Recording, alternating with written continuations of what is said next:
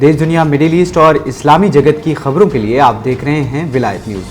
खबरों को शुरू करने से पहले आपसे रिक्वेस्ट है कि चैनल को सब्सक्राइब करें, शेयर करें और नए अपडेट्स पाने के लिए बेल आइकन को ज़रूर प्रेस कर दें।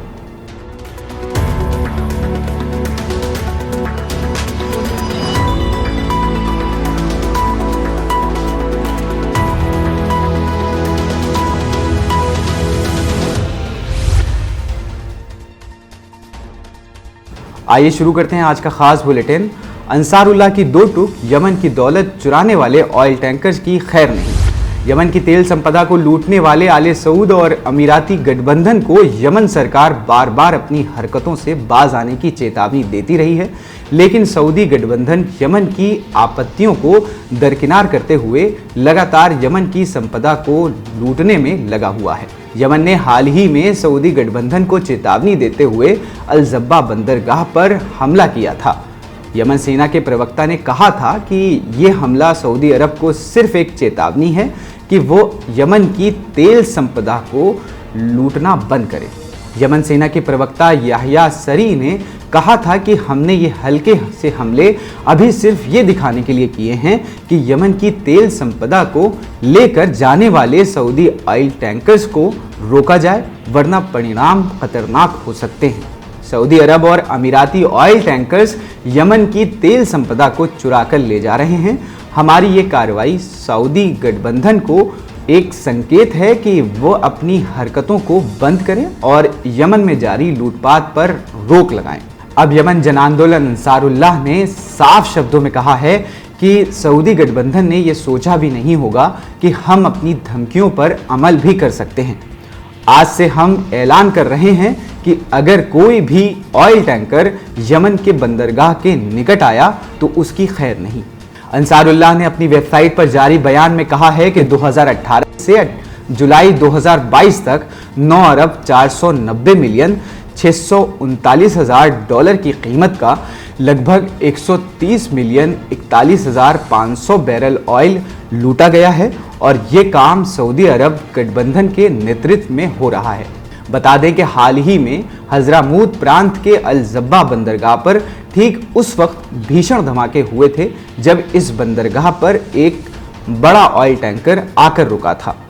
कहा जा रहा है कि 2 मिलियन कच्चा तेल लेने के लिए जैसे ही इस बंदरगाह पर यह टैंकर पहुंचा, ये पूरा इलाका धमाकों से गूंज उठा। ये धमाके ड्रोन हमलों के कारण हुए थे। अंसारुल्लाह ने कहा है कि हमले बहुत सटीक थे।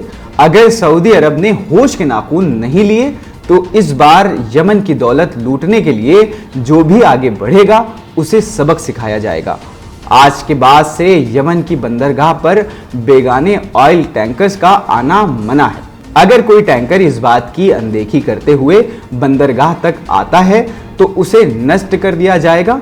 आज के बाद यमन की दौलत को चुराने के लिए जो हाथ आगे बढ़ेंगे वो काट दिए जाएंगे। वहीं बढ़ते हैं अब अपनी अगली खबर की तरफ। ईरान और रूस की बढ़ती नजदीकी से चिंतित हुआ इजराइल। इजराइल के प्रधानमंत्री ने ईरान और रूस की बढ़ती नजदीकी पर गहरी चिंता जताई है। ईरान के कार्यकारी प्रधानमंत्री याइर लैपिड ने ईरान और रूस की बढ़ती नजदीकी पर चिंता जताते हुए इसे इजराइल के लिए खतरनाक बताया है।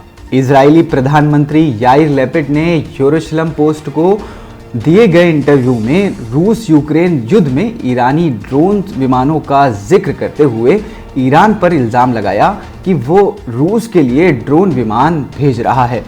हम हर दिन यूक्रेन रूस संकट पर गहरी नज़र रखे हुए हैं और अपनी नीतियों का आकलन कर रहे हैं। हम जिस एक बात पर गहरी नज़र रखे हुए हैं वो ईरान और रूस की बढ़ती नज़दीकी है, जो हमारे लिए बेहद ख़तरनाक है। हम इसे नज़रअंदाज नहीं कर सकते। एक काम जो हम कर सकते हैं वो ये है कि इस घटनाक्रम पर नज़र रखें और हर दिन कोई प्रतिक्रिया दें। लैपिड ने कहा कि हम इस मामले में लगातार अमेरिका से विचार विमर्श कर रहे हैं। इजराइल टाइम्स के अनुसार इजरायली नेता ने हाल ही में यूक्रेन के विदेश मंत्री से बातचीत की थी, लेकिन यूक्रेन को इजराइल की ओर से किसी भी तरह की मदद के बारे में कोई बात नहीं की थी। बता दें कि इससे पहले भी इजराइल के रक्षा मंत्री कहते रहे हैं कि हम यूक्रेन को हथियार नहीं देंगे उसकी कोई सशस्त्र मदद नहीं करेंगे। बेनी गेंट्स ने कहा है कि हम यूक्रेन का समर्थन जारी रखेंगे। ऐसे कई कारण हैं कि हम यूक्रेन को हथियार नहीं दे सकते। याद रहे कि रूस के पूर्व राष्ट्रपति और नेशनल सिक्योरिटी काउंसिल के डिप्टी दिमित्री मेदवेदेव ने इस्राइल की ओर से यूक्रेन को हथियार देने की सूरत में अंजाम भुगतने की धमकी दी थी। उन्होंने कहा था कि अगर इस्राइल यूक्रेन को हथियार देता है तो इसका दोनों देशों के रिश्तों पर बुरा असर पड़ेगा। आज का बुलेटिन यही समाप्त होता है।